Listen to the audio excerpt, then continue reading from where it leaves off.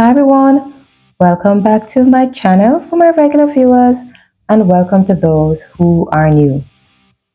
In this video, we are continuing with my Halloween challenge, which should have concluded in the month of October. However, I am running behind time. Now, this challenge will also be done in two parts.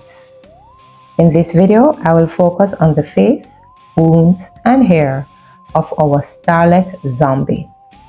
Which reminds me, I have a disclaimer for persons who are not into horror or are faint-hearted. Please note that the content of today's video will be gruesome. If gore is not your thing, this video certainly will not be. I am doing an illustration from The Beauty of Horror by Alan Robert. This book is the first out of 6 installments in the Beauty of Horror series. I am a little late in getting to this series, but I started my adult coloring journey 7 months ago. Why is it sounding like an excuse? It is not an excuse. You can check out my storytime video to learn more about my adult coloring journey. Now, I decided to challenge myself to a horror illustration to conclude my Halloween challenge. Once I have finished this last Halloween challenge, I will do a recap of all the illustrations I colored for Halloween. Let's get back into the mix of things. Now, Alan Robert is a superhuman. I'm playing, but he has a thing for the arts. Probably art is his superpower, who knows? I say this because he is the bassist for Life of Agony, an alternative metal band. He has created comic books, ventured into the movie industry, and finally, he is also an illustrator.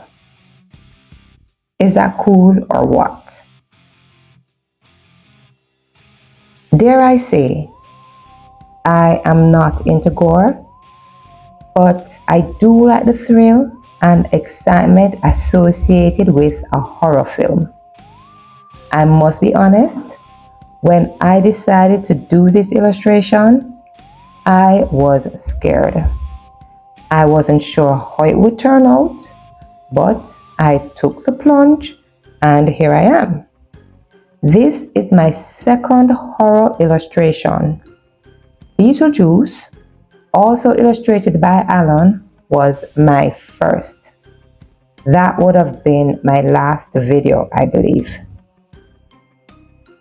Let us see what we have missed. I started with the zombie's face. All the pencils used in this illustration are Prismacolor Premier softcore pencils. I chose them specifically for this illustration because of their blendability. Is there such a word? Well, I created a new word. Anyway, I outlined each scar in her face with crimson red. Then, I colored her skin using beige. I honestly thought this was a bad idea after the fact because the red started to smear, but it worked out beautifully. It made the skin look reddish and sore. I then went over the beige with sand and goldenrod so that the skin didn't look flat and colorless. I also went over each scar again with Crimson Lake and Tuscan Red to give the scars the appearance of stale, clotted blood. I really hope that worked. Before I go any further, guys, if you like the content of this video, hit the like button and also subscribe if you have not already done so. And share this video with like-minded friends.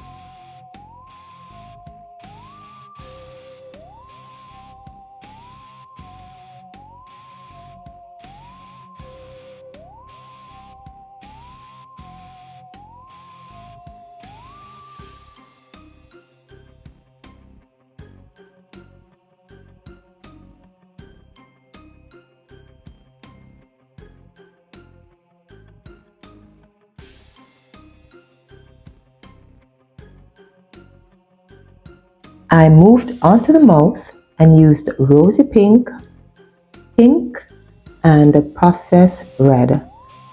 I used these three colors to create a gradient from light to dark. However, the gum was looking a little too pink, so I went over the gum with crimson red. I also used the black in the corners of the mouth to help create depth.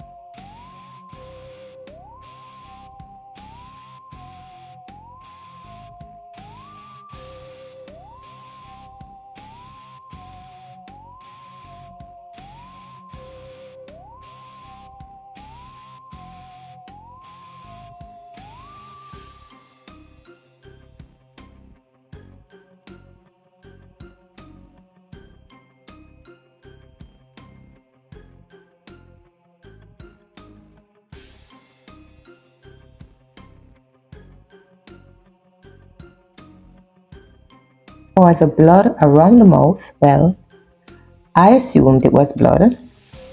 Remember, it can be anything you want it to be. I used the carmine red, crimson lake, and a Tuscan red. The same color combination I used for the scars. Anywhere you see blood, this is a color combination I used.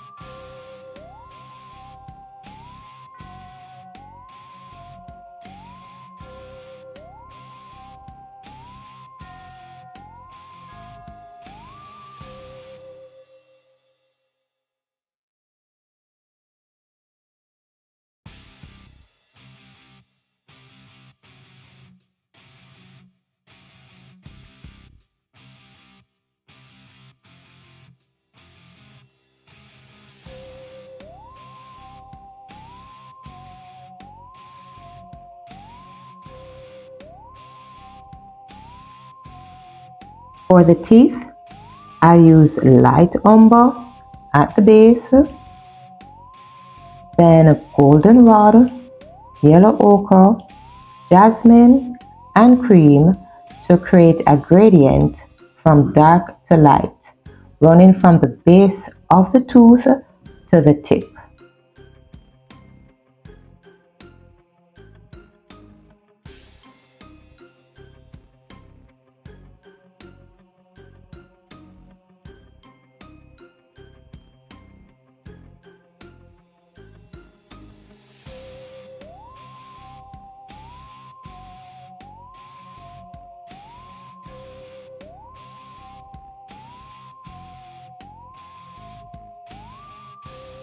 Remember, for the blood, it is always carmine red, Crimson Lake, and Tuscan Red.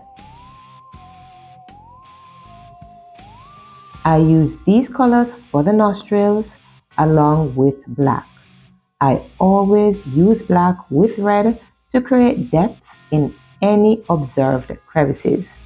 I did this for the nostrils, the inner part of the ear, and all the wounds.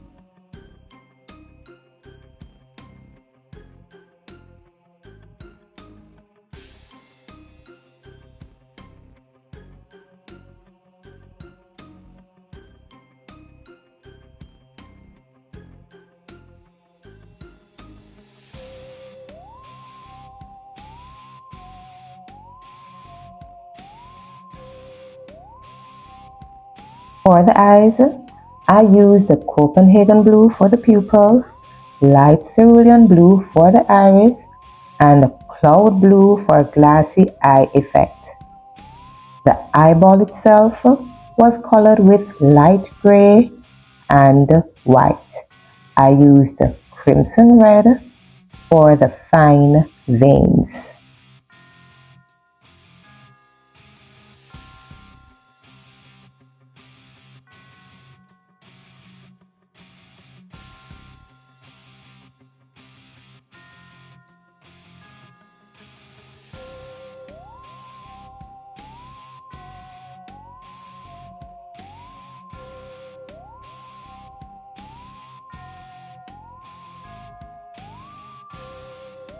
Is she beginning to look scary?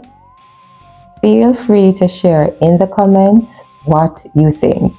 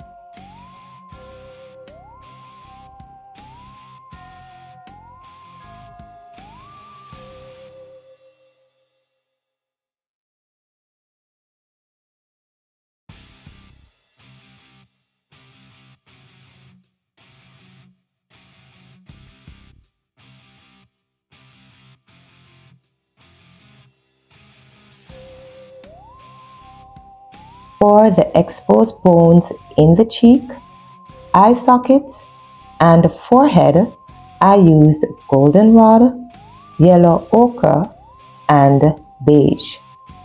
I used the same color combination for the bones exposed in the zombie's neck, arm, and back.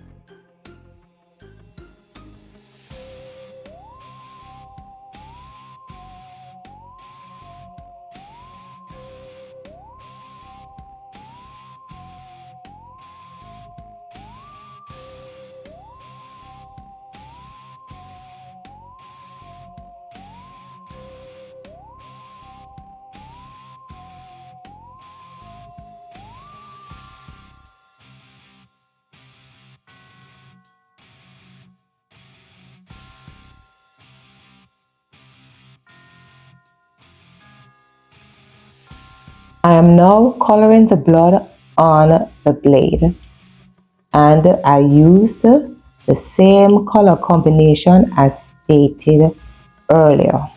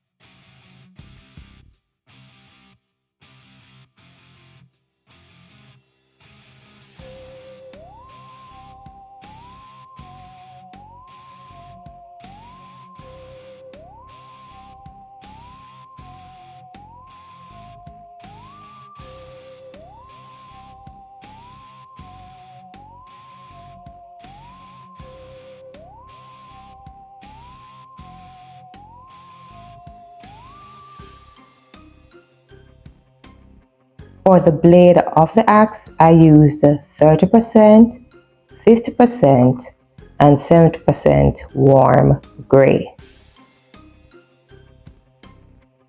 Onto the hair, which happens to be my favorite part, and this is quite uncanny because I am not good with coloring hair.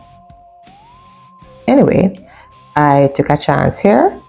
I started with light umber, followed by goldenrod.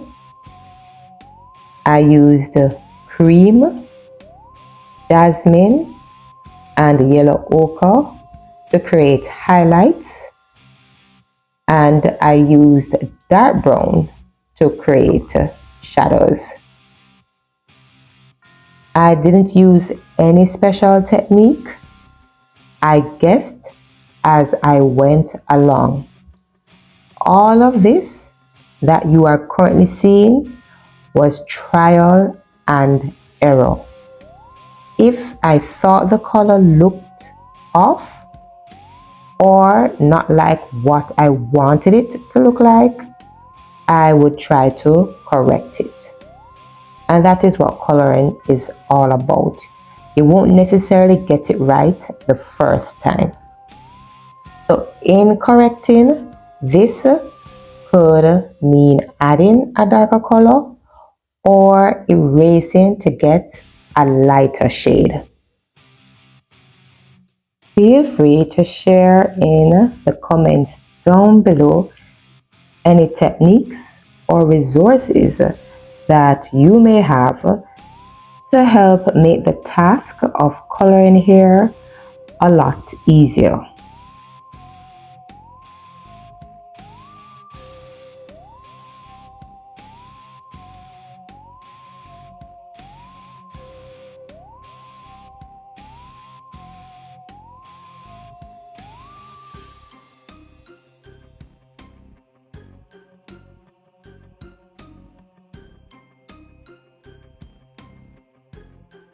We are nearing the end of this video. I must say, I am not disappointed with the finished look, and I hope I will be able to do the entire illustration justice.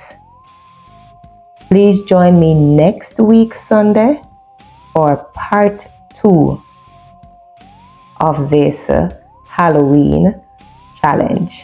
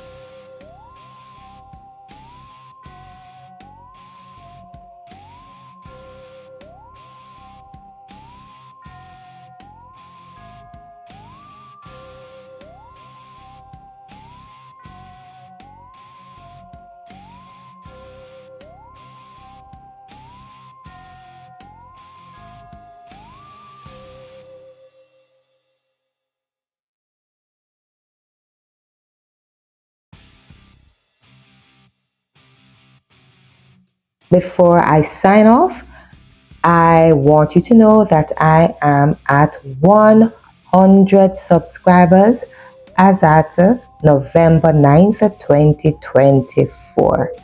And I am grateful to all of you. Thanks again.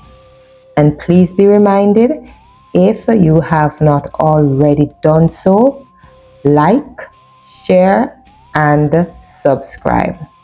Stay colorful, peace and love always.